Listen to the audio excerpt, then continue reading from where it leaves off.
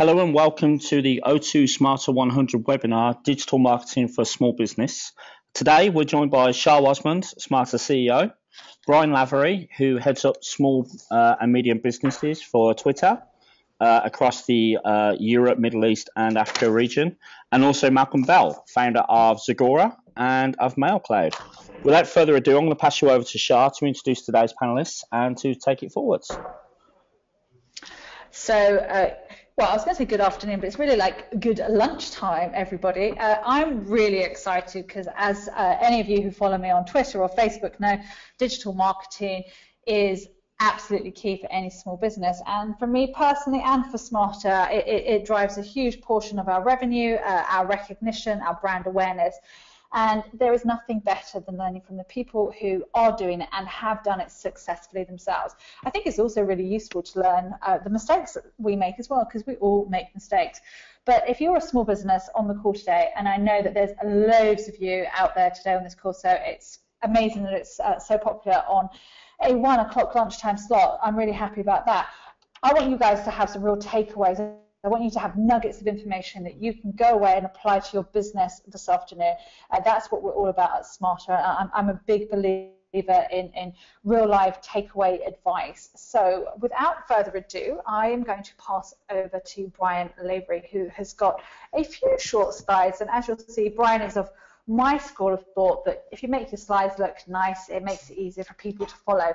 So Brian's going to talk us through some kind of some real life examples, specifically focusing on Twitter and how you can use Twitter and other things in your small business. So Brian, can I pass over to you? And then I'm going to have my own questions, but for everybody on the call today, if you've got questions, if you can go to your GoToWebinar control panel, it should be on the right-hand side of your screen, you will see there is a chat box and a questions box. Feel free to put any questions you have in there, and Daniel will then see them, and he'll make sure your individual questions are answered, or at least as many of them as we can get through in this slot today. So Brian, I shall stop talking finally and pass over to you. Great. Thanks, Shah. Hi, everyone, and yeah, thanks for taking the time to join us, especially over lunch. Hope you're enjoying your sandwiches and everything. And as Shah was saying, it's great to get questions on these type of events, especially here at Twitter. We really like engaging in dialogue and lots of banter. That's kind of the nature of the platform and how we work. So I'd love to see loads of questions coming in there as well. My Twitter handle's up on the screen. If you have any questions about things that we're talking about, you can send me some questions on Twitter afterwards. So I have a handful of slides that I'm going to take you guys through that talk about digital marketing with Twitter, which we think of as marketing in the moment. That's principally because Twitter's a real-time platform, it's live, it's conversational, and it's public. So that makes it a bit different from other digital marketing solutions that are out there, and you might want to think about it a little bit differently when you're integrating it into your other digital marketing activities.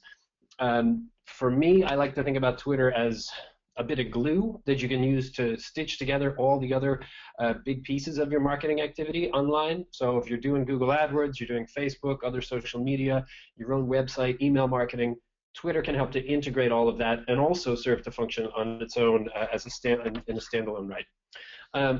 So first, just want to kind of remind you where we're at with Twitter today. We've got 271 million active users around the world.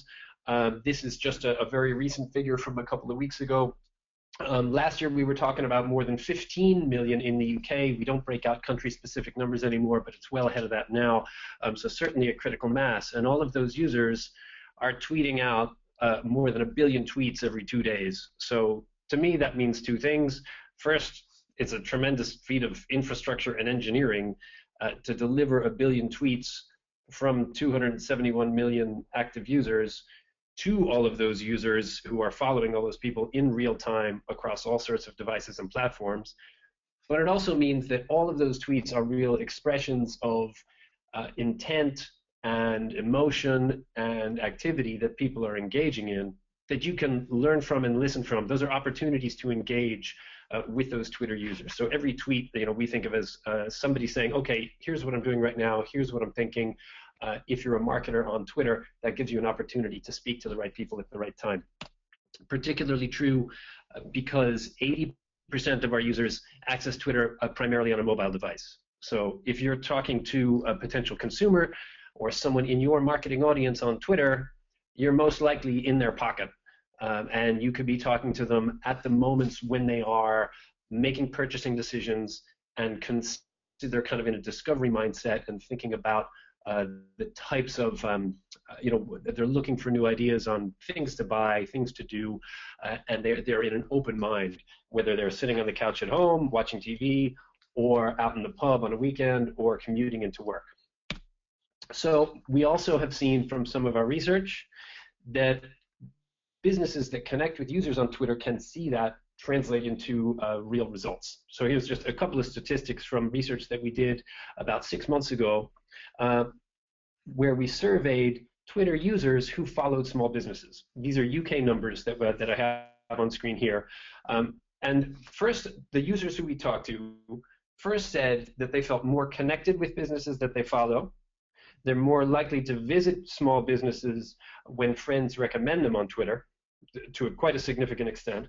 And most importantly, on the right-hand side, 3/4 of Twitter users who follow small businesses say they're more likely to buy from the businesses that they follow. So this really does help to translate into offline results. So those were just some stats that we were really pleased to see when we did that research. So I want to get away from kind of numbers and things into some more fun stuff, because Twitter can be a really fun platform from a marketing point of view. We do think of all this, though, just one other framework to leave you with, is that Twitter allows you to deliver the right message to the right audience at the right moment. So that's kind of taking advantage of the real-time nature of the platform and the way that people express themselves on it. It kind of allows you to reach out to just the right people at the right time. For small businesses that are getting started on Twitter, or potentially with any digital marketing platform, I would always suggest that you start by listening and look at what else is going on out there. Look at your competitors, see what they're tweeting about, see how people engage with them, see what works for them. Follow and look at some of your potential customers if you can figure out who they are, or even suppliers or other people in your industry. Look up your industry itself and for key terms and see what people are talking about. And this will give you a sense of who the active players are, how you can start to engage in conversations that are relevant to your target audiences, and the type of role that you might take if you're getting involved with this for the first time. Just one other kind of top tip on this is to make sure that you also search for your own company name to see what people are saying on Twitter about you already, and for any other key terms related to your company. That could be, if you have a prominent spokesperson or chief executive, you could search for their name. You could search for the names of your key products, search for industry conferences or events that you might be presenting at, that type of thing. So what are the types of moments that people are engaging in that brands can take advantage of? We see the conversations on Twitter. Now here comes some of the prettier slides. Conversations on Twitter tend to take a predictable pattern. So this little chart here, this graph, the line graph, shows the frequency with which Twitter users use the word run over any given week. And this pattern is repeated week after week after week. It's always the same. People use the word run more on Tuesday mornings than on Monday mornings, and that's the peak, and then it kind of decreases every morning over the rest of the week until the following week when it picks up again. So that just means that people are using Twitter in repeatable, predictable ways, and that makes it a little bit easier from a digital marketing point of view to engage in conversations around that. So one example is, here's one from Nike. Not a small business, but certainly something that small businesses can learn from. What we have here is Nike tweeting right at the time when people are going out to lace up for a run. This says 2:37 at the bottom. That's Europe time. Or GMT. This was actually posted at about 6:30 in the morning US time to their US followers. A bit of inspirational running content. Miles, eat them for breakfast, and anyone who sees this on their phone as they're lacing up their shoes to go out for a run in the morning will have Nike on their mind as they go out, and they feel like Nike's got their back and is helping them on their way. Similarly, a piece from the National Trust in the UK, what inspires you to go for a run? Scenery like this has to help. So another way of kind of positioning something that you wouldn't necessarily necessarily associate the National Trust with running, but if you find the right sort of niche and the right conversations, you can jump in on that and deliver your message in a unique way. So those are the daily moments, or an example of them. We also see that people turn to Twitter a lot for big international media moments. They could be celebrity-driven events, pop culture stuff, and certainly sports. In the UK in particular, sports is the #1 topic on Twitter. So earlier this year, for the UK Football Club Transfer Deadline Day, we saw a couple of tweets from a couple of football clubs. On the left-hand side, the very well-funded Arsenal revealing the number that Kim Kallstrom is wearing now that he's transferred to the club. And with a bit of humor, the slightly less well-funded Wimbledon saying that there's a car parked outside their office.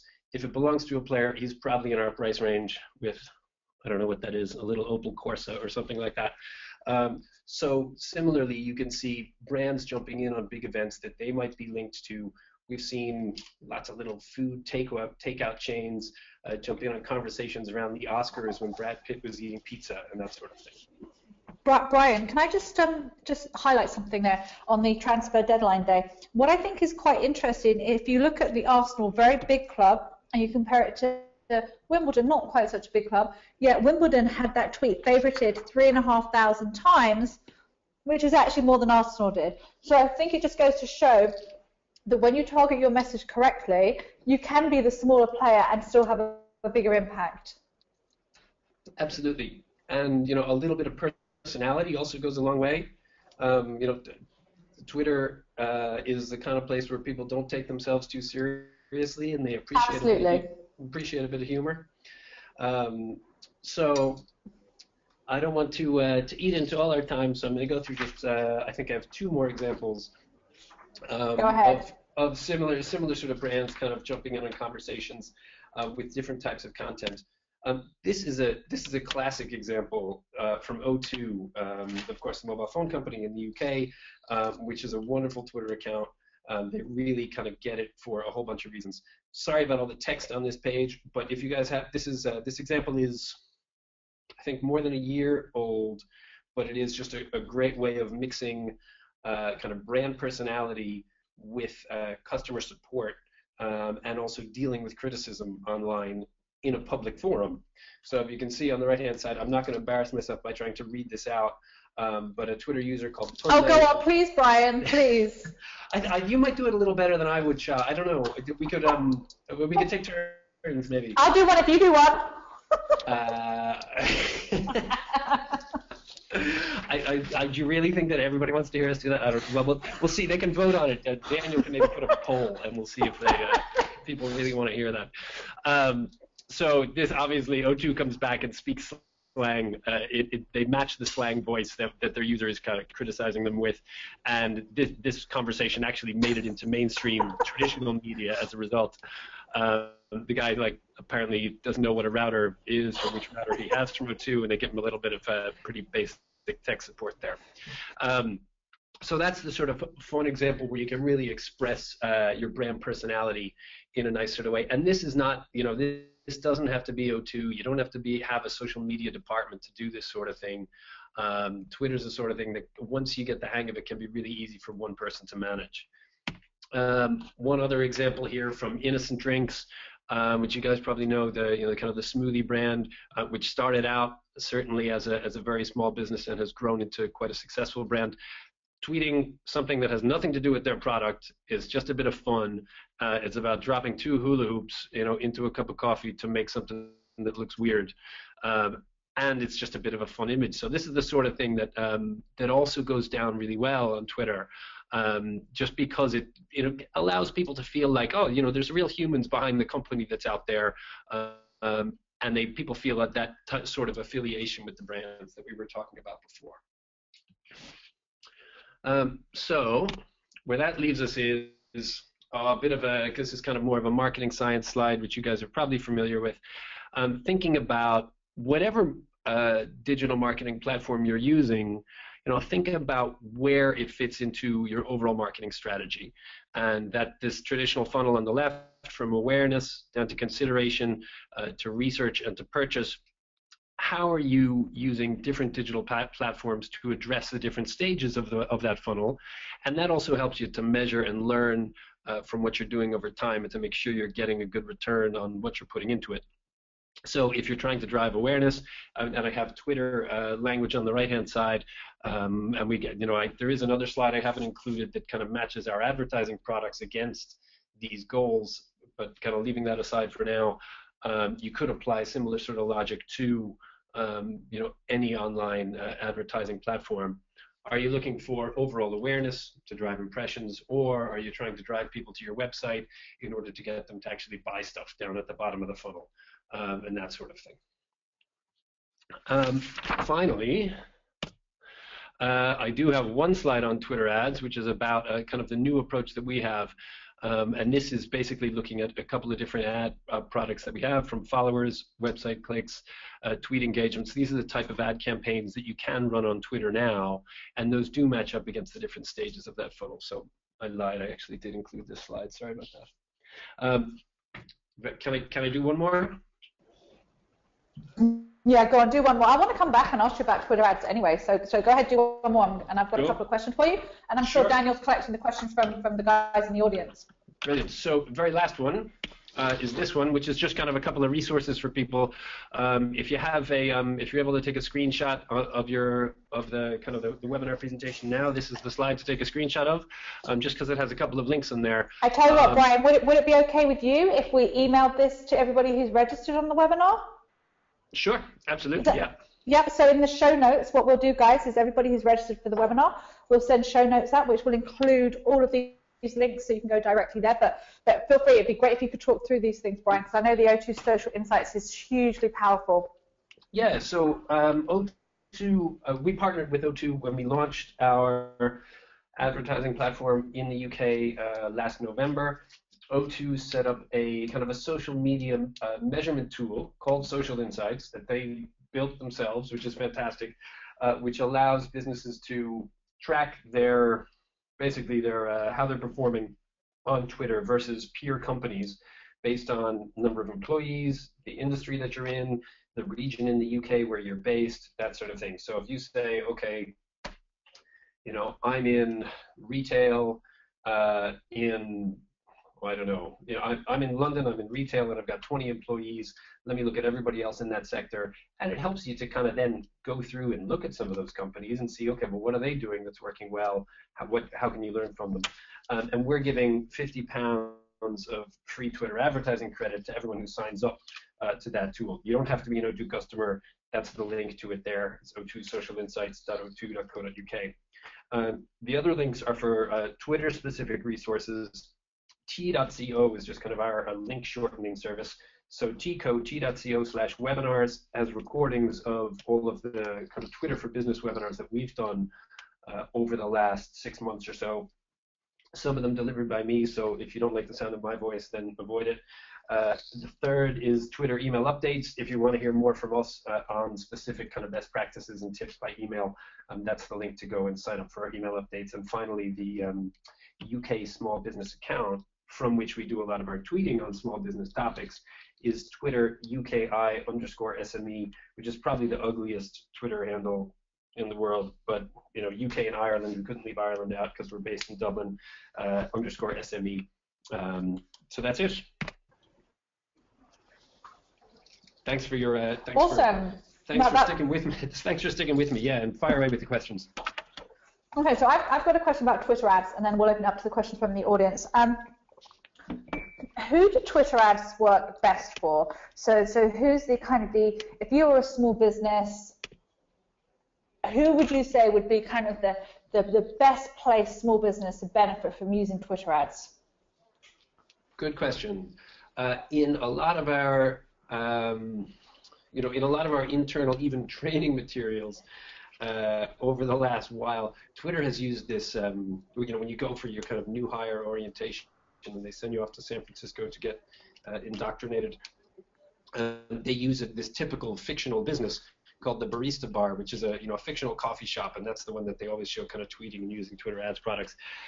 Which and I love coffee shops, and if you're on the if you're on the call and you're a coffee shop, I really think you should try out Twitter ads and you'll love it. But in my mind, it's a very focused and kind of narrow-minded way of thinking about the types of small businesses that are out there. And we have seen Twitter ads working pretty much across all industry sectors, even B2B. Certainly the online technology space works particularly well. App developers, anybody doing sort of online services, that sort of thing is a bit of a sweet spot, in part because they understand it really well and know what to do once they get there.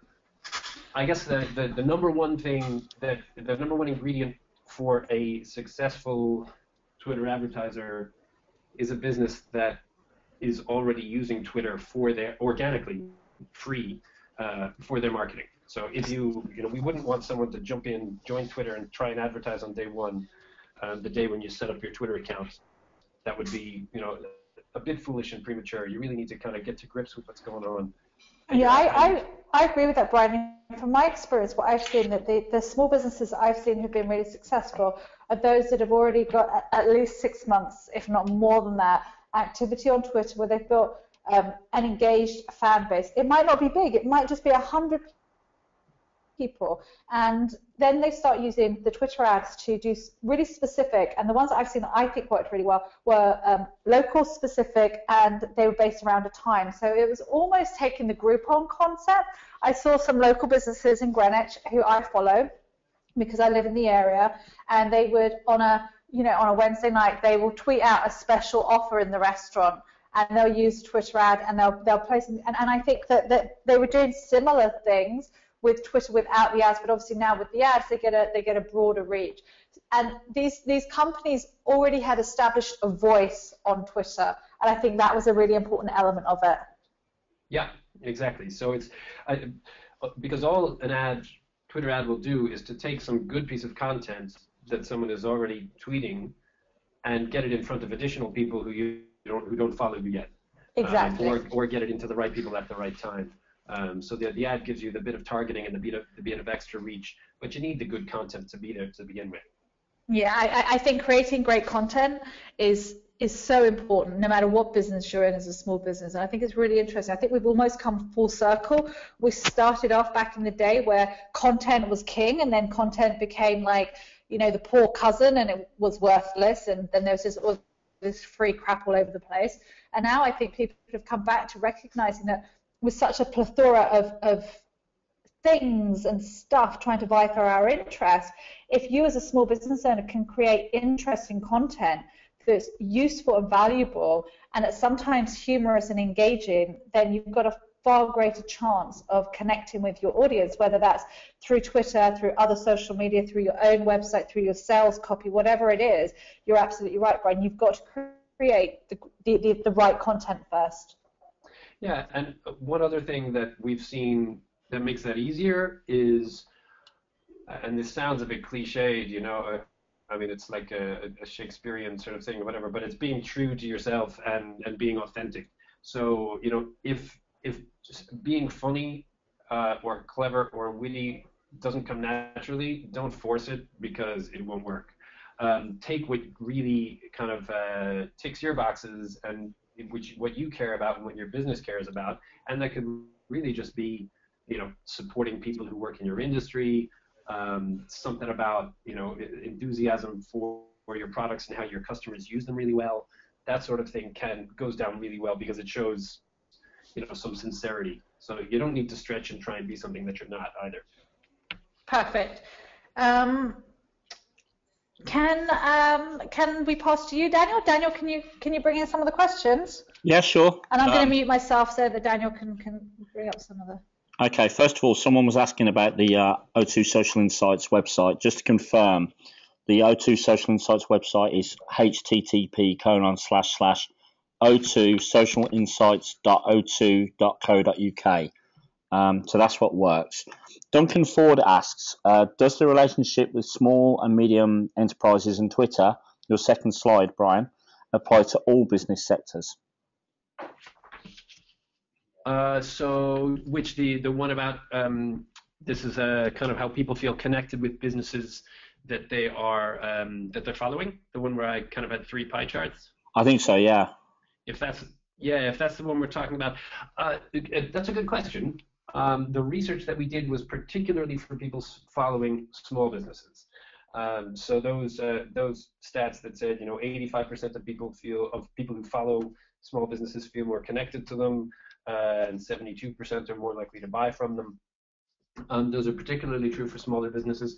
I'd say they'll also be true to some extent for larger businesses. My guess would be, though, that it might not be quite as strong. This is just my guess. I don't really know. But because there's a real human aspect to small businesses on Twitter. When people follow them, they feel like they know that they're almost being counted as a new follower. Someone on the other end of that Twitter account is paying attention, and that there's a real kind of almost a person-to-person connection that's created there. It's a little bit harder to do that with larger companies, but it still can be there. It's just probably not quite as strong. Okay. Brian, can I share a real life Twitter business story? Daniel, I just want to share a real life smarter Twitter business story. So I've been a very early adopter of Twitter, and a few years ago, when we were, in our infancy, we were talking to a very large financial software company about sponsoring the Smarter site. And so I tweeted that I was on a train going up to this place where this financial services company was based, and I got a response from a great young upstart called Dwayne Jackson, who was running a company called Cashflow, and he said, "Shah, what on earth are you going up to see those dinosaurs for? You should be speaking to us." And I replied with a smile and thought nothing more of it, went and had my meeting. And I came back, and this is a genuinely true story. I came back, and the next day I had a phone call to the office from the CEO of Intuit, who is a very large American financial software company. They were following Dwayne, not me, and they saw his tweet, and they followed, and they looked at Smarter, and they said, "Before you sign that contract with that other company, we'd love to speak to you." And that is how our, very lucrative, significantly high six-figure sponsorship deal with Intuit came about. It was through Twitter. That's brilliant. That's a fantastic story. It's absolutely true. So you never know where opportunities come about if you put yourself in the right place and you're engaging and connecting with the right people. Yeah, and I mean, I would like, when I think about that, I also think, okay, who at Intuit was paying attention, and what were they looking for in order to find that conversation at the right time? Because maybe they were following the guy who sent you that first tweet. Dwayne, yep. Dwayne from Cashflow. They were. Maybe they happened to notice it there. But they could also be searching for all sorts of other terms and trying to stay on top of other conversations that are happening. Maybe that was one of, a whole bunch of tweets that they sent out that day in order to look for new opportunities. So that's a really great story. And just another personal one, because this was one that happened to me last week. I got an email about this event that's taking place in the States, and it's this incredible event filled with authors and big personal development speakers and Kanye West and Outkast, and it's the first kind of big event where with that kind of collaboration. I thought, oh my God, this is like amazing. Who founded this? So I went on, looked at the guy who'd founded the company, and then I saw his Twitter profile. So I thought, let me go and check out his Twitter profile. So I saw, oh wow, I've got more Twitter followers than him. I'm going to reach out to him. So I sent him a message saying, I would love to interview you because I love what you're doing. I had a reply within 2 minutes, and we're now going to do a podcast around, and it's his event. He set the whole entire thing up. So I find that Twitter is a really amazing way to connect to people if you do it the right way. Brilliant. That's great. Yeah, I'm really glad to hear that. I mean, and it is, to me, like what I personally enjoy about it is that it's as I mentioned previously, it's very human, and that seems to be true in all the stories that you've mentioned as well. There's always kind of a person-to-person connection at the end of the day.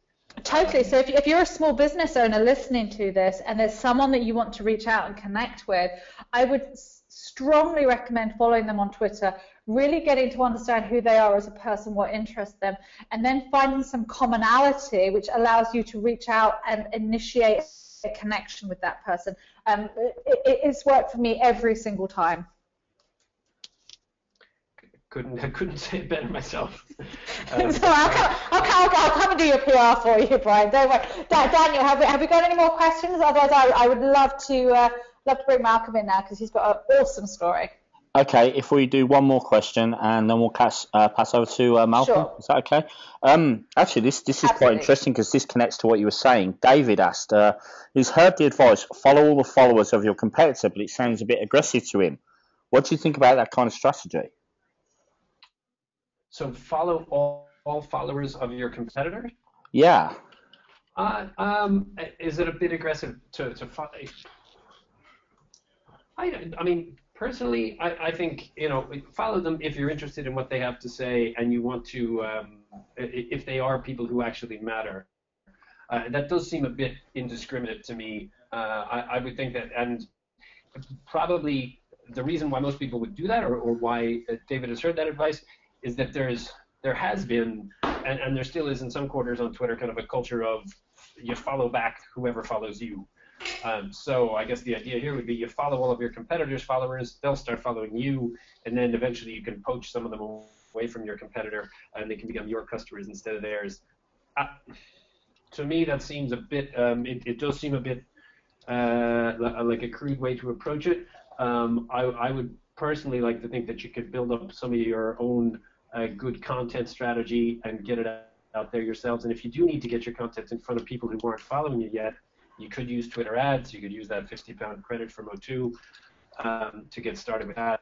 And there are other ways to achieve the same sort of end. Because if you start following a bunch of people randomly for that reason, I think they might start wondering kind of why you're doing it and feel suspicious about it as well.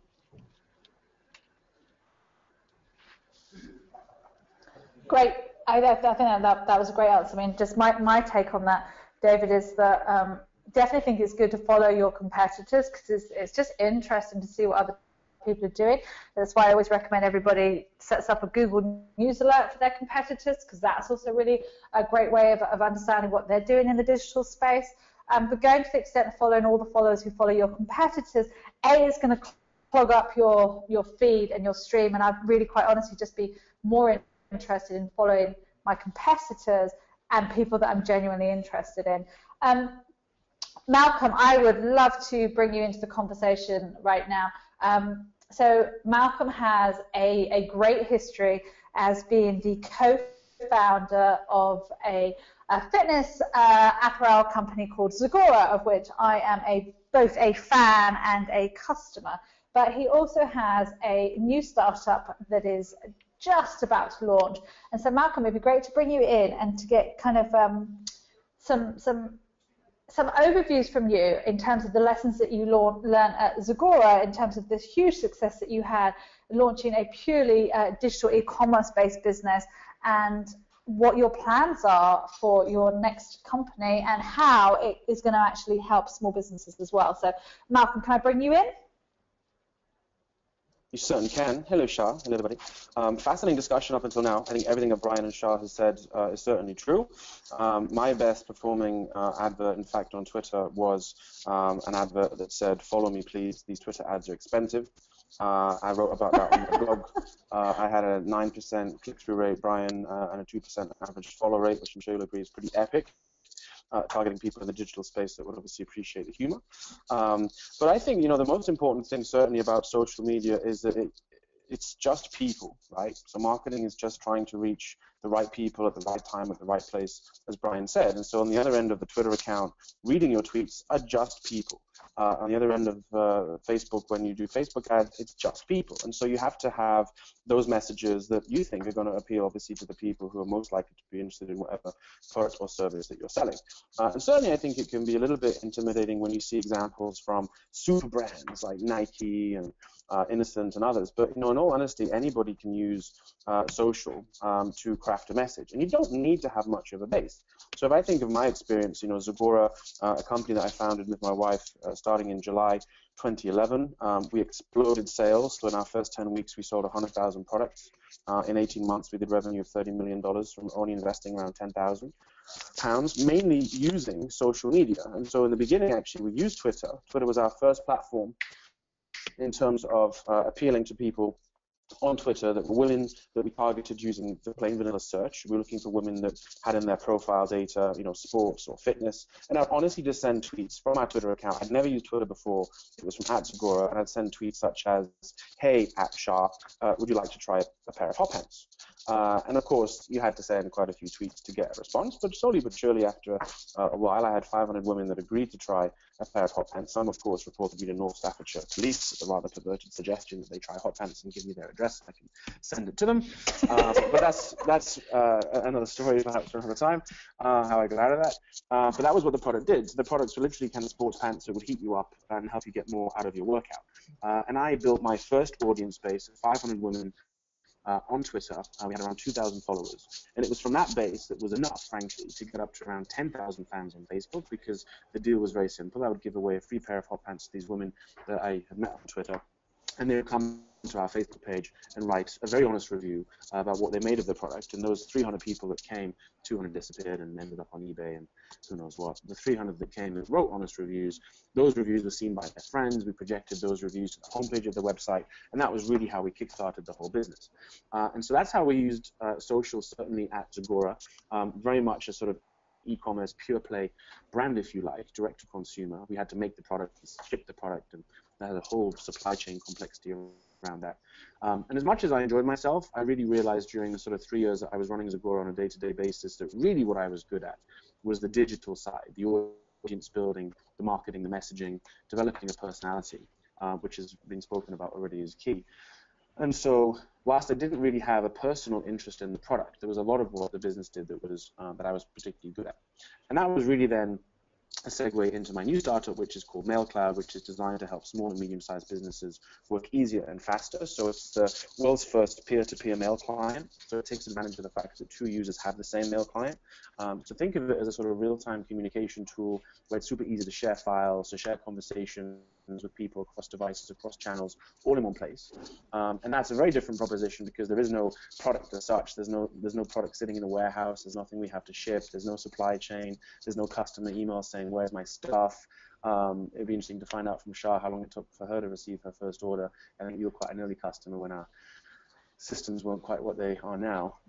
But you haven't got any of that with a digital product. Of course, the challenge is, of course, in designing the application, to write the best code, the technology that lies behind it, and to come up with a value proposition which is really distinctive and quite powerful for our target customer base, and crafting a message around that. So we've already, without a product, been funnel testing in exactly the same way that I used social channels quite early on before we launched the Zagora business. I've been using Twitter, Facebook, our blog, to get people to sign up already to Beta MailCloud, which won't be released until the first week of October. And using those channels, we've so far had around 12,000 people signed up. And so many people would say, well, what's the point in marketing before you have a product? In fact, before we even had a clear vision as to what the product would be. And my response to that is that, it's the best way to learn. I learned so much from those early Twitter conversations that I had with target customers about what were their expectations from our first Zagora products, how did they find the fit of the product, the look of the product, the packaging of the product, how did they use the product, and that really allowed us to kind of iterate and improve the product quite fast. And so even though only until about a month ago the vision for what exactly MailCloud was going to do was very dynamic, it's really been on the real feedback from real people who've been testing prototypes and seeing screenshots really of the product that we've been able to learn quite fast. And so we've got 12,000 people now signed up. The volume of those 12,000 people signing up on the website at mailcloud.com has allowed us to funnel test, so we understand now what our click-through rates are by different channel if we're doing paid, what the response rate is to organic, what kind of messages work. We've been able to split test and optimize the website on the same traffic, and we've also been able to get obviously user feedback based upon prototypes that we send to people. Once you register with your email address, we'll send you a prototype of what the product looks like in a survey. So we get three or four things for the price of one, or the time spent on one, and that's just incredibly valuable. So I think that it's very, very easy to get started by using social channels for your digital marketing. The challenge, of course, is to cut above the noise, and that's where being distinctive, having a personality, but also developing a personality that's in context. I think if you were to sell baked beans and you start tweeting jokes or funny things that are likely to capture the imagination and make people laugh, like what you call a woodpecker with no beak, a headbanger, whilst it might be funny, it's got nothing to do with what you're selling. And so the best tweets that I think we just saw in Brian's slides were actually those that were in context. So the Wimbledon an FC joke about, having a Corsa as a car that belongs to a player. It's relevant to them. The tweet even, I thought, actually, from Innocent with the owl was kind of relevant to them because it's a consumable, it's something that I would drink. Innocent as a drink, it kind of makes sense. And so you have to make it contextual and relevant to you, but also engaging. I think a lot of books and blogs and best practice social media guides talk about the sort of analogy of going to a cocktail party. And you want to be the fun person at the cocktail party that everyone enjoys talking to. And it's exactly the same when it comes to social media. You have to be engaging, you have to be interesting, and you really have to give a reason to your fans and followers to be a fan and to follow you. How am I doing, Shah? You're doing awesome. Gold dust? Gold dust? Absolutely awesome. So, yeah, I mean, I think that I could talk about this forever. Maybe if you want to kind of ask specific questions, or we open it up to people who are listening. Or well, I've got loads of questions. So, Daniel, if you can start bringing in some of the questions from the audience. So, where shall I start? Let me start back at the beginning with Zagora. As you know, I am a big fan. When you built your initial audience up by offering 500 women the opportunity to try your garments and to leave you an honest review on Facebook. What did you do if those reviews weren't positive? Well, that was the risk, right? I mean, it's a great question that we get asked a lot. What would have happened, or how did we feel about taking the risk that 500 women received the product, thought the product was completely useless, utter nonsense, and came and wrote terrible reviews? Okay, so then my worst case downside is I got 500 bad reviews on my Facebook page that has like 1,000 followers. So 500 people in the whole world think our product is rubbish. That's the worst case. So very limited downside, actually. In the beginning... But also it could have given you a good insight, because the reality is, I think that if you'd had 500 reviews that all told you your product was rubbish, you probably would have kind of like sat down with your wife and said, okay, like maybe we're doing something wrong. What do we need to change to make this better? So and it would have given you an opportunity to do that at the beginning, rather than what lots of companies do is only find out they've got a problem 12 months in after they've burnt all their cash. Yeah, absolutely. The key thing is to listen. Your customers are really your best source of feedback, because ultimately they're the people who are using your products or your services. And so if all the reviews have been terrible, I'm sure there would have been trends. So, if, let's say, 500 bad reviews, maybe 300 would complain about one specific thing that they didn't like about it. We could go away and fix that. If there was 50 people that didn't like something else, we could go away and fix that. So actually, as it turned out, of the 300 people that did write reviews, there was a pretty even split between those people who liked the fact that the product had a zip and 50% that didn't like the fact that they had a zip. And we had a huge kind of poll on Facebook where we asked all of our fans, should we continue making our hot pants with a zip or without a zip? And we had 1,000 comments on this post on Facebook.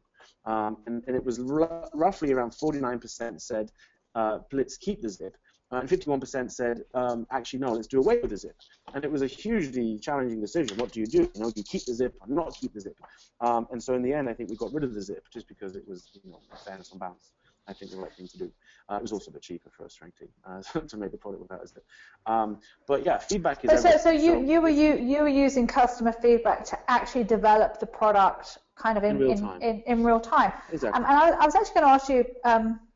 So I'm not great on the names of all your products, but you're going to help me out on this.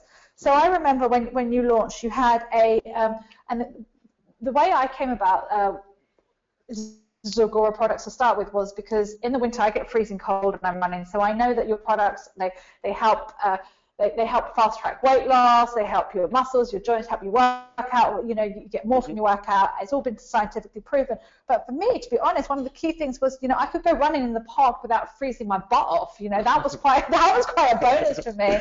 Yeah. But you had when you initially launched, you had these long running pants that didn't have and it's quite difficult because they were long because of the type of fabric. And then I noticed that about 3 months later, you updated them, and these long running pants suddenly had a different fabric over the knee. And was that from customer feedback? Yeah, every product iteration that we have ever made, from the very first, so the MVP, or the minimum viable product, the first version of hot pants, I think we changed it after about 2 months. And then every other product update or product change we made was entirely based upon feedback from people. And that actually not only helped us iterate the existing products, but also allowed us to launch entirely new products. And so the upper body products that we prepared was entirely based upon feedback from customers saying, please make a jacket, please make a cooler bra, please make this, please make that, please do it in this color, please do it in that color. And so we would just literally use our Twitter account, our Facebook page, as well as emails, obviously, and surveys to customers to ask them, what should we make next? What color should we do it in? How can we improve it? How can we make it better? So, social and digital are also really great channels to get that kind of feedback. And I think also people just start to notice that you're that sort of a brand that listens to customers and is really trying to build exactly what it is that customers want, because ultimately that has to be the goal of every business, right? To give your customers exactly what they want. Definitely. So if we go back to hardcore sales, right? Because this is obviously what small businesses. This is the lifeblood. If we're not making sales, we're not in business. How much of your sales would you say came directly from your digital marketing? So we can attribute 70% of all-time sales to Facebook in particular. Whether it's Facebook paid ads or Facebook organic ads, we can certainly attribute as part of the purchasing journey around 30% of all sales to conversations and activity on Twitter. So social channels have been hugely influential. Tracking these things, as you might imagine, is not easy. It's very much a data science, in fact. But in terms of our attribution models, we can clearly see the interactions that we have with people socially on Facebook, on Twitter. Also, people use these different channels as sort of customer service channels. People ask us on Twitter, where is my order? People ask us on Facebook, what's the difference between X product and Y product? So social has been hugely influential, certainly, in generating sales. If you actually look at a chart, I don't have Wizzy slides the way Brian had, but if you look at Brian's were very good slides, Brian. They were. I'm like the slide police. Like I hate people doing presentations with bad slides. I think he's done this before. He's a pro. Do you reckon? I think you might be right. But if you were to look at, let's say, a graph or a line chart of our revenue growth over the first 2 years, it is almost perfectly correlated to our social following growth. So as we increased social following, we increased revenues. It's almost a perfect correlation.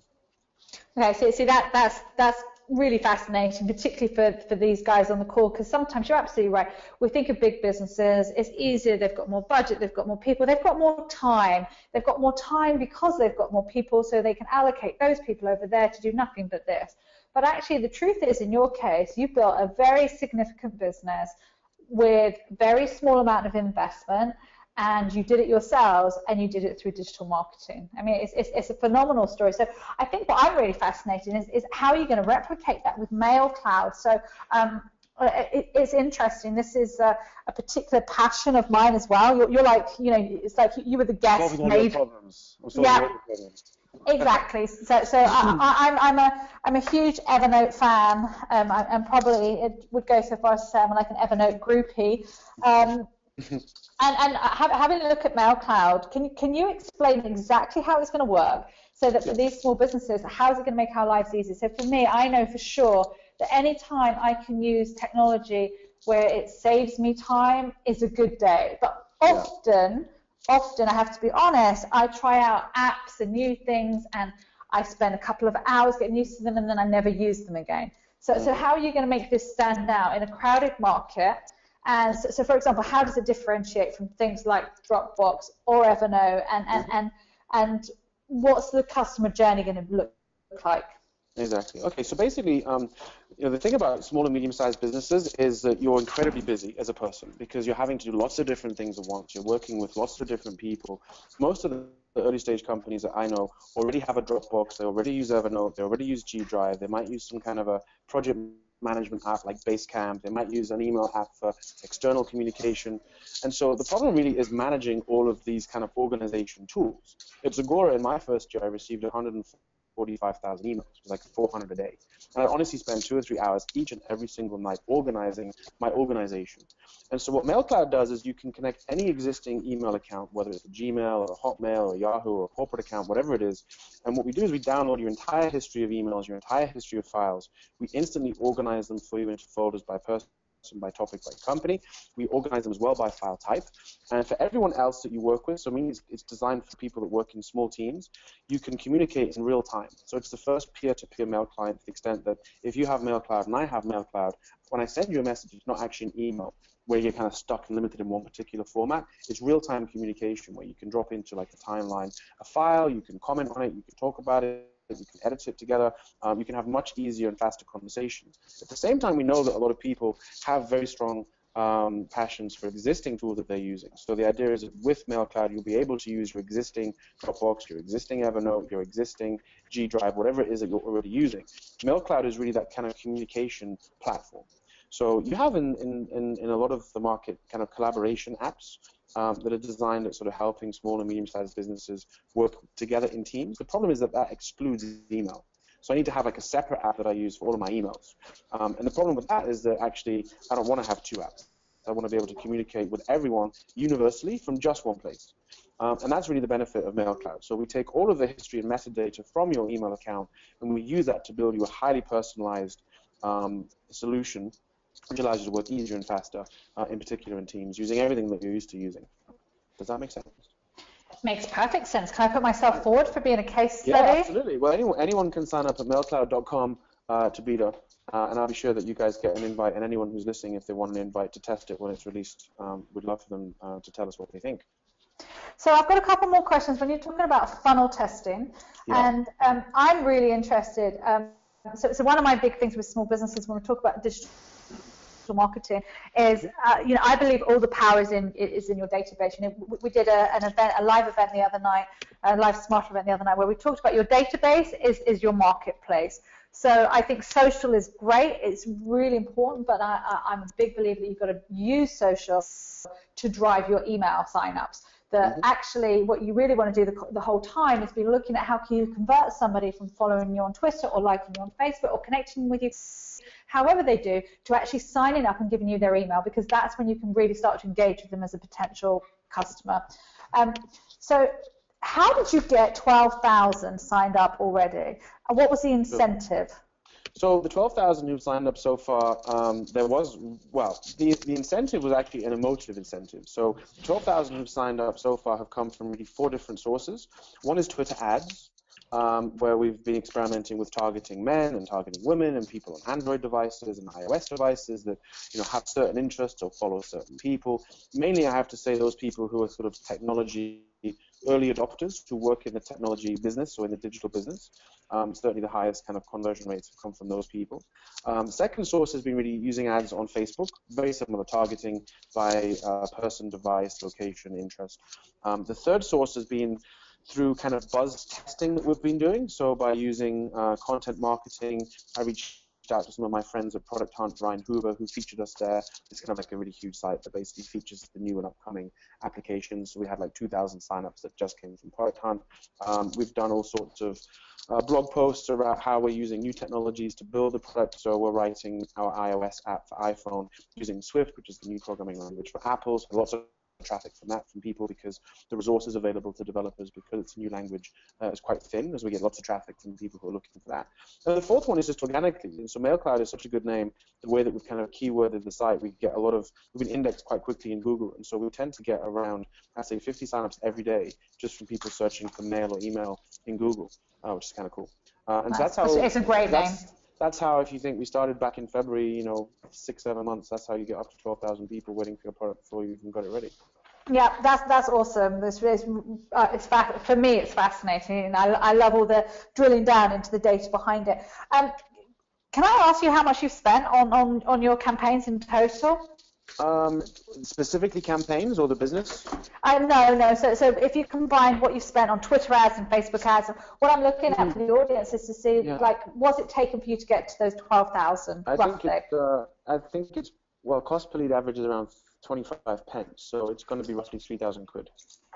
Now that's amazing, because 25 per lead is fantastic. That's a great price, and it just shows you what's possible if you know how to do it. So wow, I'm really excited, and I think you're right. It's like, how do you cut above the noise? Because I think with your product is that if it does what it says on the tin, then the way you cut above the noise is that actually your users become your evangelists, and they become your biggest sales force you could ever want. Yeah, so actually to answer the question that you asked previously, how is it we're going to build the digital marketing around MailCloud? In fact, we're not. We don't need to. we have 12,000 people who've already signed up. If you look at the organizations from where those people have signed up, they include companies like Facebook, Microsoft, Google, Disney, Verizon, Thomson Reuters. And so in the very, very beginning, what we'll do is things that don't scale. So we'll be reaching out to these people individually, onboarding them into MailCloud, understanding, how is it that they want to use MailCloud, how is it we can get the rest of their team using MailCloud. And actually from that base that we also have of 12,000 people so far, will allow us, we think, to get to our first 100,000 users. And so we don't actually need, I don't think, to spend any more money. Once we have the engagement right and we've made, improvements to the product, and we're totally optimized, at that point, it would make sense to then drive volume and scale using Twitter ads. And the guys, I have to say, the Twitter HQ in Dublin are really great in terms of helping you manage campaigns on Twitter, even if you're only spending, much smaller amounts of money, 100, 200, 300 quid here and there. They're as good at helping you, frankly, as if you're spending, 50, 100 grand. That's great, Malcolm. It's been absolutely fascinating. It's been great talking to both you and Brian. I've really thoroughly enjoyed this call. Me too. Now, I know we've only got a few minutes left, so Daniel, can I come to you for some questions so we can get some answers? Yeah, sure. I just wanted to pass on to Malcolm. Moana Patton said she was very impressed with the Zagora brand and pitch, and she signed up to your challenge on your website. So there you go, awesome. New customer Thank for you. you. So much. Love that. New customers are great. Chandeep Kosa asked her, how do you better measure where you are in happy followers and increase engagement of content that is already relevant? Yeah, so kind of taking soundings, I guess, from sort of how happy or engaged is your audience base. I mean, firstly, there are insight tools that Twitter and Facebook and other social channels can provide as sort of proxies to measure, how interested and engaged are your followers or fans based upon, favorites or retweets or tweets that you've received. So obviously use those insight tools. Sometimes on Twitter I used to ask people how we're doing. It's the kind of thing that we're tweeting or posting on Facebook of interest or not, right? And people will tell you, more of this, less of that. We used to ask people on Facebook, what should we give away next? And people would tell us, holidays to Brazil, or free personal trainers, or free kind of refits or whatever, and so if you ever want to know anything, just ask your friends and your followers and your fans, and they'll tell you.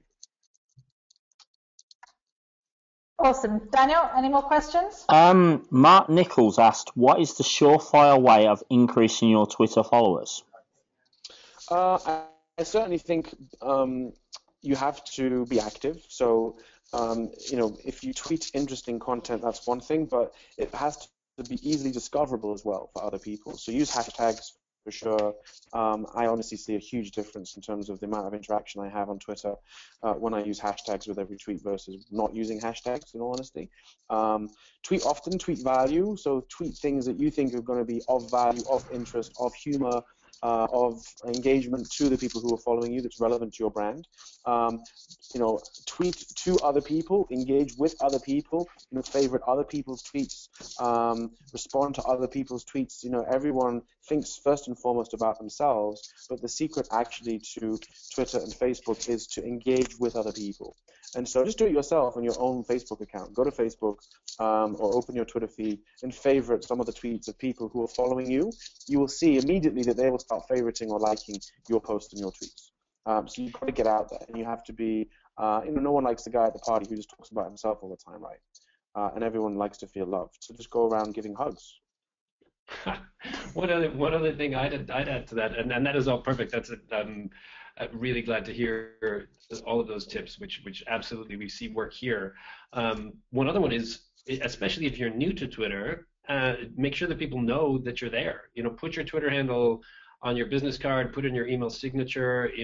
Ask your customers to follow you. We've seen a lot of businesses use it as in the way that Malcolm's been describing, asking for customer feedback. So if you say, hey, if you've got some suggestions, or you like our product, or you don't, send us a tweet. Here's our handle.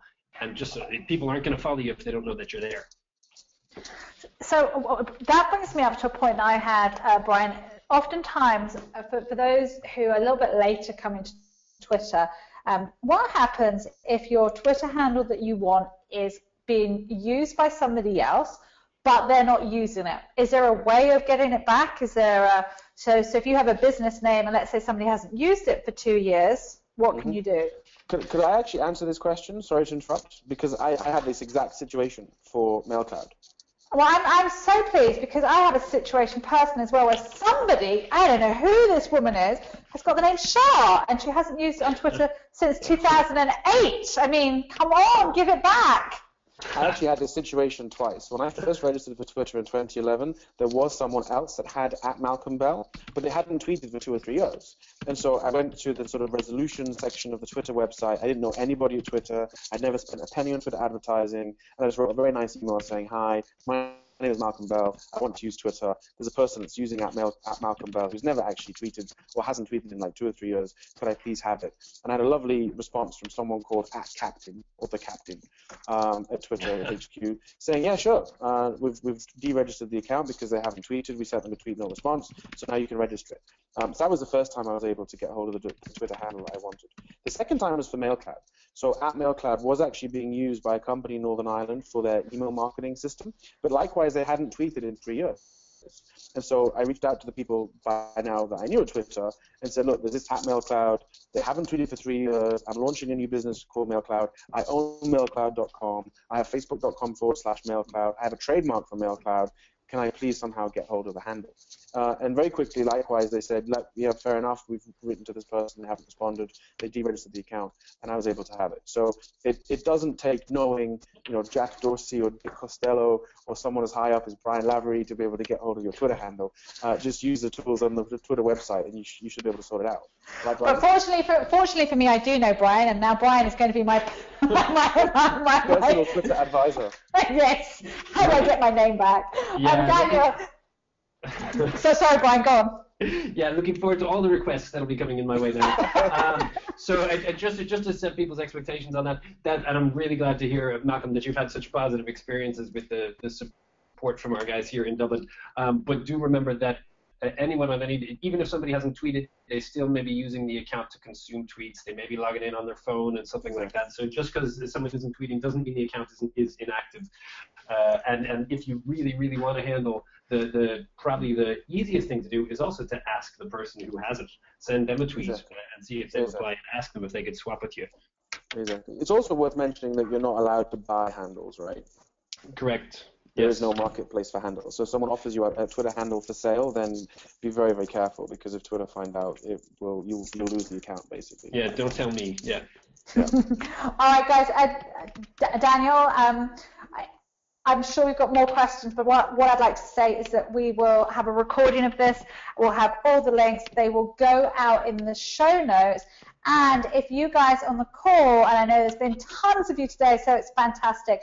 If you enjoyed today, we would love to see you at our second only Smart 100 Startup Bootcamp, which is supported and sponsored by O2. This is an all-day event which I will be hosting on the 9th of September.